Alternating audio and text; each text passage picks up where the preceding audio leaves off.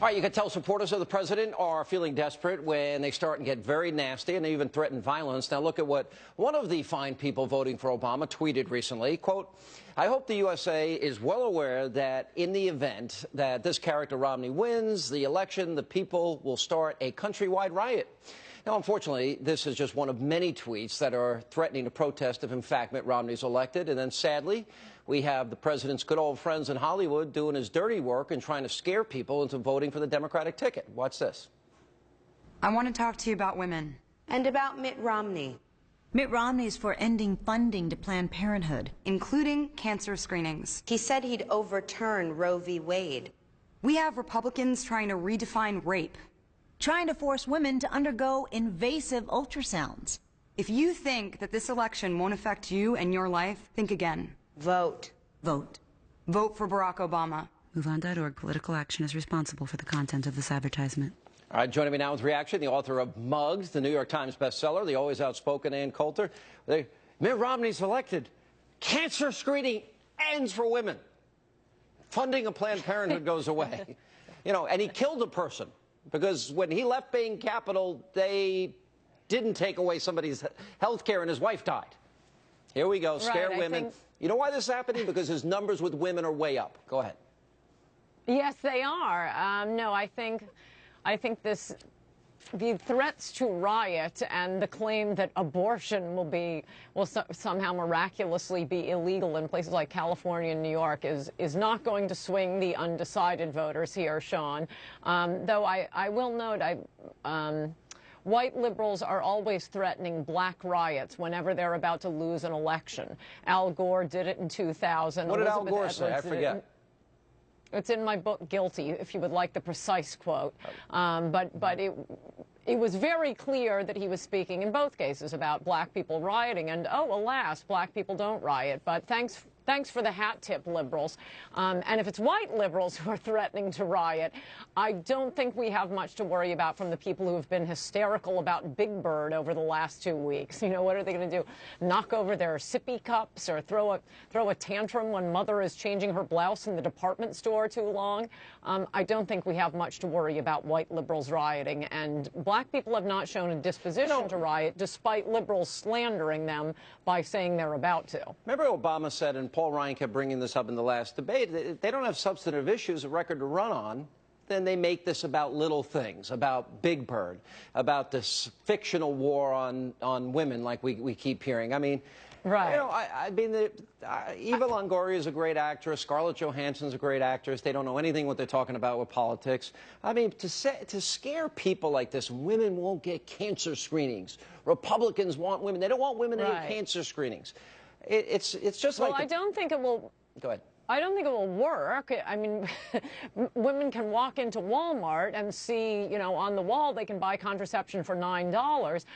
But just the idea of actresses putting together a political ad like this, it's like listening to trust fund babies. The reason you have the ability to put this ad together is because of nothing you have done yourself. Completely unearned. God gave you the gift of genetic beauty and nothing between your ears. So that's why we're supposed to listen to you, because God gave you beauty, or because, you know, Daddy gave you a trust fund. Of all the people to listen to and to be scaring independents that Republicans are waging a war on women? Aren't they part of this 1% that doesn't pay their fair share?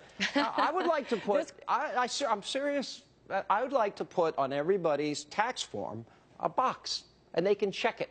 And they can say, yes, I want to pay more. And then they can write the check, and they can pay more, and they can feel good about themselves. You don't why need do a box. I doubt you they can do pay that? more. Because Joe Biden's a cheapskate compared to Mitt Romney when it comes to donations and charity, and even President Obama. He's part of the 1%. He's not exactly that generous either compared to Mitt Romney.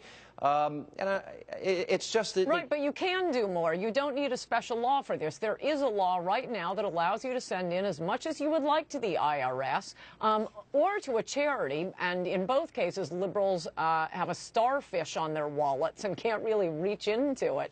But as for, you know, the general idea of airheaded actresses trying to persuade independent voters, undecideds, that Republicans are the ones who are going to be who are going to be soft on rape? You know, if so, this could be the one issue Mitt Romney and Bill Clinton could come together on. The party that defends John Edwards, Bill Clinton, Dominique Strauss-Kahn. And meanwhile, you have these absolutely honorable and decent men in the case of Paul Ryan and Mitt Romney. I don't think this is much of a winning argument. Stay right there. We have a controversy emerging about tomorrow night's debate moderator, Candy Crowley. We'll have more on that, more with Ann Coulter, and highlights from her battle with Bill Maher and Ben Affleck from this weekend. A polling, independent polling, in Pennsylvania, a northern state, in 2008, 12% of the people there said they were, quote, not ready for a black president. I assume there's some racism involved with that. No.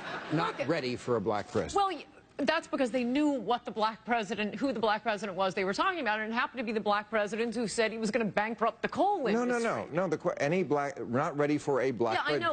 Just did not have the stomach to see a black man get on Air Force One. More people. Oh, there are the racists. But I mean, you can't really believe that there are no racists left in America. More people say they wouldn't vote for a Mormon, but by the way, they know which Mormon is being talked about, so it's a way of saying I wouldn't support Romney. Oh, God. West Virginia. Well, I mean, your audience may have just disproved me, since they're applauding not wanting a black man getting on Air Force One, so apparently there are racists here. All right, we got to give Ann credit. She goes into the Lion's Den this past weekend, and here to talk about our little showdown with Bill Maher. What's it, Ben Affleck? And by the way, it was nice of you to call him out on his use of a private jet. He didn't dispute it. It was pretty funny. Yes, it's interesting how people who mostly fly private are all in favor of airport security. But how about that? Bill Maher's cretinous audience applauding for the idea of a black man not being allowed on Air Force One.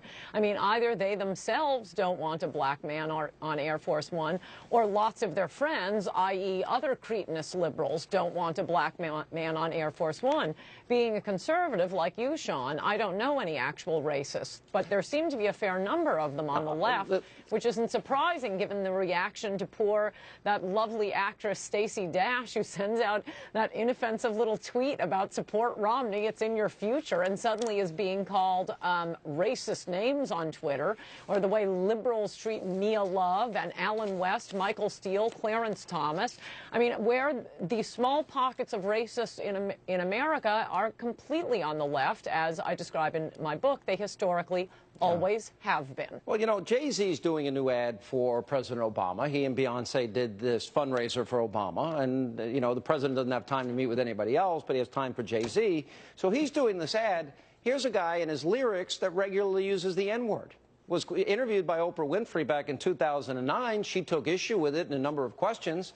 And I'm just wondering, if Mitt Romney had somebody doing campaign ads for them that regularly used the N-word, what would the result be?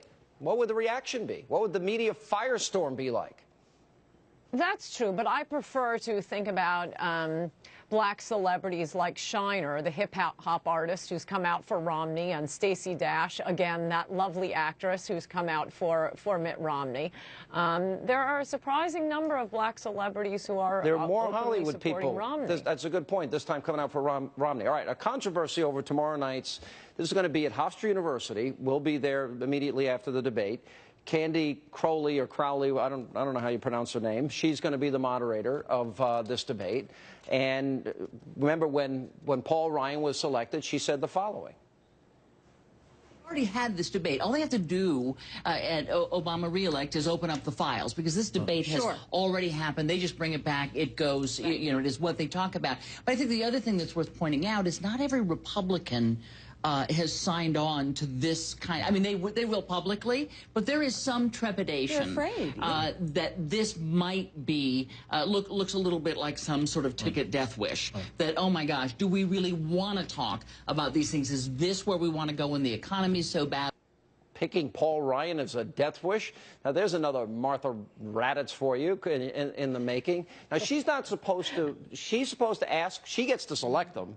She's supposed to ask the question, not reinterpret the question, not do follow-ups, but she says, I'm not a potted plant, and I get to say, wait a second, what about X, Y, and Z? And apparently got a little call from the debate commission and said, this is what your role is, and this is what we expect you to follow. But when she's out there, she can do whatever she wants. Why do Republicans keep allowing liberal moderators?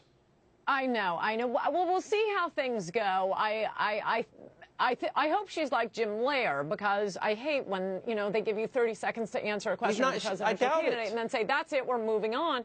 But there are two things I will say in Candy Crowley's defense, and again, we'll see how the questions go tomorrow. One is she is one of the rare smart CNN on-air personalities. I agree with that. The rest of them are foreigners with glasses. That comment sounded liberal to me. And they're trying to fool us into thinking they're smart by putting foreigners with glasses on TV, but they're all airheads, other than Candy Crowley. And moreover, I will always have a warm spot in my heart for her for being the first one to read aloud from the Starr Report on TV. My final prediction. Little things make you happy, Coulter. Yes, it does. My prediction is that the media, liberals in the media, i.e. the media, realized they made a horrible strategic miscalculation by speaking the truth right after the first presidential debate. So no matter what happens during the next two presidential debates, they will come out and say, oh, Obama won. He was Obama's back. Obama's back. He won. He won. Yeah, it doesn't matter what happens. Look, he couldn't get any worse, so he has to be somewhat better. And the format, and one more thing, I'll be speaking at Penn format. State on Thursday. Who's undecided in America? Thursday. You can't be undecided. But apparently they have some undecided. I'll be at Penn State on Thursday. All right. Thank you, Coulter. Thank you, Sean. I'll be at Penn State on Thursday. Coulter's going to be at Penn State on Thursday. Thank you. Fox News alert.